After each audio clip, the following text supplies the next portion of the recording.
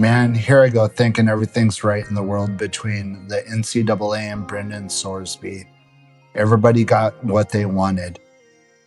I'll get into all this and more on today's show. Stay tuned.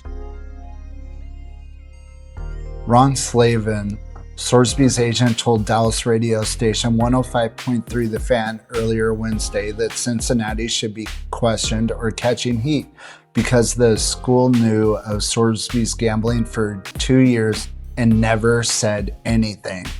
So one's got a question. If they really did know something and didn't say it for 2 years, would they be an accessory and up for legal action possibly as well? Or even sanctions? According to ESPN.com's David Purdum's article, David Purdum went on to further write, Cincinnati responded that same day to the agent of quarterback Brendan Sorsby, publicly questioning the school's handling of his gambling in 2024, saying it would never knowingly play an athlete who violated NCAA gambling rules. Now, if you guys didn't know, Sorsby played at Cincinnati for 2 seasons, beginning in 2024.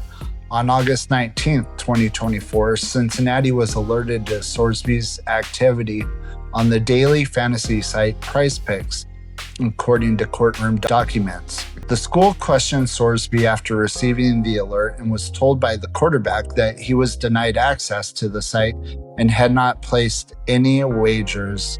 According to those documents, Sorsby also received sports wagering education, and the matter was closed according to the documents.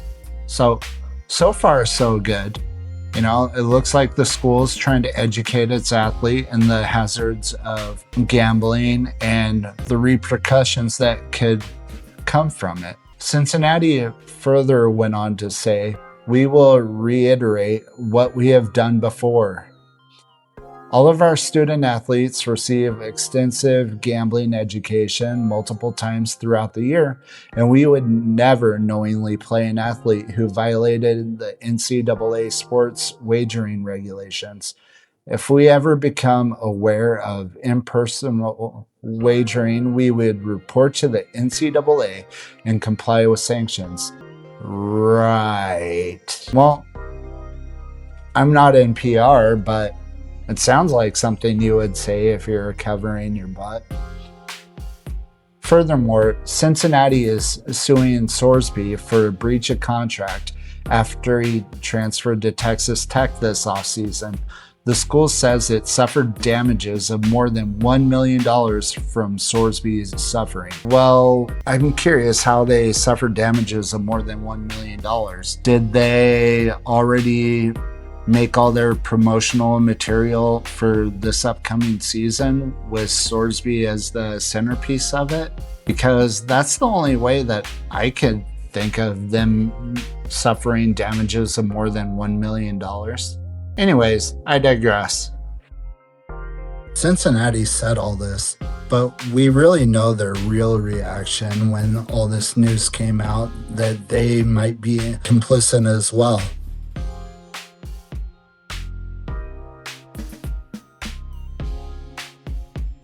But if you think that's the end of the Brendan Sorsby saga, boy, that's just half of it. Also on Wednesday, Mike Florio came out with an article titled, "In Dismissing His NCAA Lawsuit, Brendan Sorsby Says Texas Tech Told Him He Wouldn't Play in 2026. Well, that seems like a reasonable thing. Every school in the nation, it seemed like, was boycotting him if Brendan Sorsby was going to play. So Texas Tech was protecting themselves in the best way possible after they messed up a little bit, I guess. The article goes on to further say, on Wednesday morning, agent Ron Slavin also suggested that Texas Tech gave quarterback Brendan Sorsby a nudge toward the NFL supplemental draft.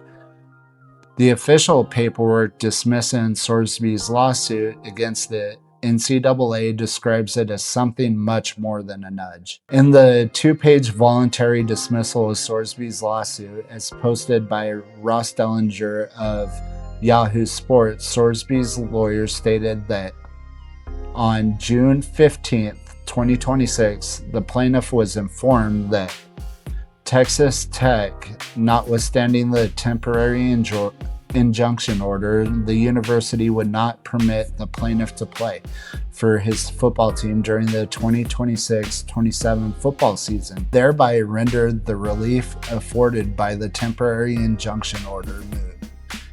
In English, Texas Tech told Sorsby on Monday that the school would not allow him to play. Period. End of discussion. It didn't matter if Sorsby was willing to hold firm with the injunction and bypass the supplemental draft. Texas Tech, per Sorsby's lawyer, told Sorsby he would not be allowed to play. Well, with that being said, why would Sorsby be upset necessarily? He did something that he wasn't allowed to do. He cried about it. He still gets to keep all of his NIL money from Texas Tech, which is reportedly anywhere from $5 million to $6 million.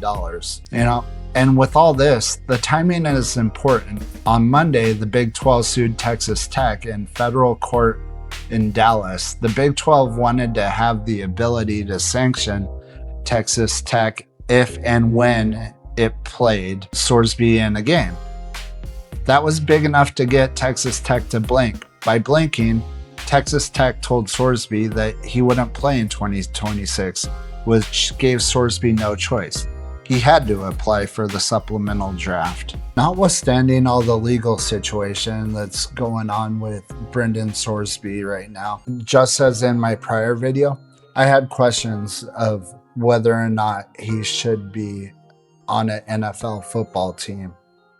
And it turns out I'm not the only one with these thoughts. Louis Riddick, who was director of pro personnel for the Redskins at the time, now Commanders, and the Philadelphia Eagles, as well as a former pro player himself playing for 4 different franchises, had this to say on ESPN yesterday morning.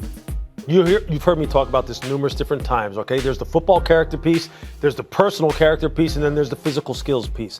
Before we even get to the physical skills, we're talking about personal character here now, okay? And football character as it relates to how does he get on with the rest of the football team? Let's just put it this way.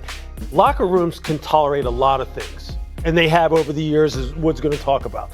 You know, we accept a lot of guys and all of their shortcomings into a locker room, and you're very forgiving of certain guys as far as like their behavior, maybe things that they got into off the football field, because of the one thing that you really do kind of like always gel with players about is this: we're here to win football games. And you trust that guys, when they go on the football field, all the stuff that maybe they're dealing with personally is left behind, because we're all out here trying to like establish our livelihood, take care of our families, win football games, because that's what the profession calls for.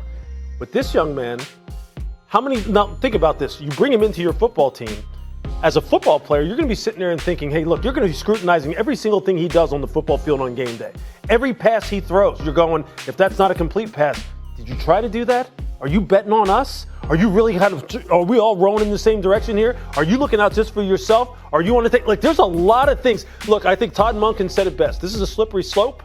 It's a very slippery slope. Because this is the kind of thing you have to be dead sure on, as far as this young man has kind of made the strides and done the things necessary to where you feel reasonably assured that this is not going to be an issue that's going to affect your football team and the integrity of the game when your team is out there on the field. And I don't know how you get comfortable with that. Right. I don't know at this point.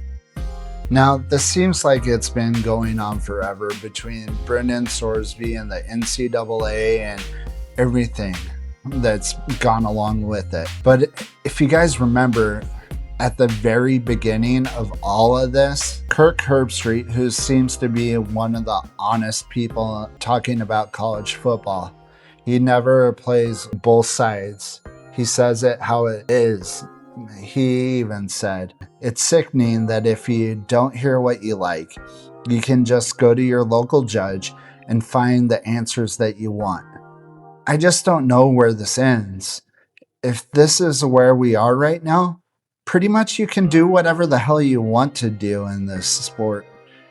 And if anybody says anything, you just find a local judge to tell you the answer you want.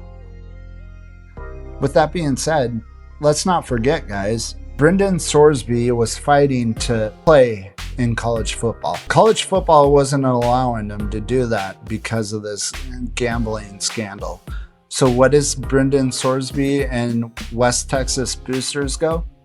They go to a judge in Lubbock, Texas. They get the temporary injunction, and Sorsby's allowed to play after sitting out a 2-game suspension. But with that being said, Texas Tech later comes out because they're facing a lot of backlash and tells Sorsby that even after those 2 games is done with, they weren't going to let him play this season. I don't believe in letting somebody off scot-free, but I don't also believe in a punishment that I feel is too harsh either. And in my opinion, if Sorsby just sat out for a year, it would have been okay. Work on your game, work on yourself, and after that year, you'll be able to play another season, from my understanding. And it's not like he wouldn't have been hurting for money for this year, because he's still keeping that reported $5 to $6 million in NIL money that he got from Texas Tech. Well, maybe minus $1 million if the Cincinnati lawsuit goes through. But like I said, it's not like he's going to be hurting for money from that. That's about what he's going to make as a supplemental draft pick. Would a year being away from the game really cost Brendan Sorsby that much? If anything, it would prove to people that he will acknowledge his mistake and he's going to do everything he can to better himself, not just run away. But hey, that's just my take. What do you guys think? Let me know down in the comments. Don't forget to like and subscribe. And if you want more content like this, be sure to hit the notification bell as well. Until next time, guys, El Medio del Norte, JK Reacts, signing out.